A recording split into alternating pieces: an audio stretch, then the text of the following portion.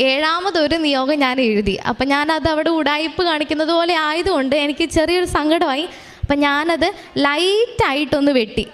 ശരിക്കും അത് വായിക്കാൻ പറ്റി. ഞാൻ ലൈറ്റായിട്ടൊന്ന് വെട്ടിയപ്പോൾ ഞാൻ ഓർത്ത് മാതാവിനോട് പറഞ്ഞു, മാതാവേ, ഈ നിയോഗം വെച്ച് പ്രാർത്ഥിക്കുന്നവർ ആ നിയോഗം എന്താണെന്നൊന്ന് വെട്ടിയത് എന്ന് വായിക്കുമല്ലോ.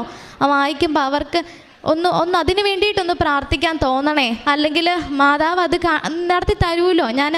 ഞാനവിടെ 7 ആവുമ്പോൾ അതൊരു സത്യസന്ധത അല്ലല്ലോ എന്ന് ഓർത്തുകൊണ്ട് ഞാൻ ചെറുതായിട്ടൊന്ന് വെട്ടിയായിരുന്നു. പക്ഷെ ആ നിയോഗമായിരുന്നു കൂടുതൽ. ആ വെട്ടിയതുകൊണ്ടായിരിക്കണം ആ നിയോഗം എൻ്റെ മനസ്സിൽ നന്നായിട്ട് ഉറച്ച് കിടപ്പുണ്ടായിരുന്നു. ആ നിയോഗമാണ് ഞങ്ങൾക്ക് ആദ്യം സാധിച്ച് കിട്ടിയത്. മാതാവ് നമുക്ക് എന്താണ് വേണ്ടത് എന്ന ഏത് സമയത്താണോ നമുക്കത് ആവശ്യം, ആ സമയത്താണ് നമുക്ക് സാധിച്ചു തരിക. നമ്മൾ ഓർക്കും, ഉടമ്പടിയൊക്കെ എടുത്തിട്ട് ഇത് സാധിച്ചു കിട്ടുന്നില്ലല്ലോ എന്നൊക്കെ നമ്മൾ ഒരുപാട് ഓർക്കും. പക്ഷേ ആ ഏതൊരു പോയിന്റിലാണോ നമുക്കത് വേണ്ടത് ആ സമയത്ത് അത് തരുള്ളൂ. അത് തന്നിട്ടേ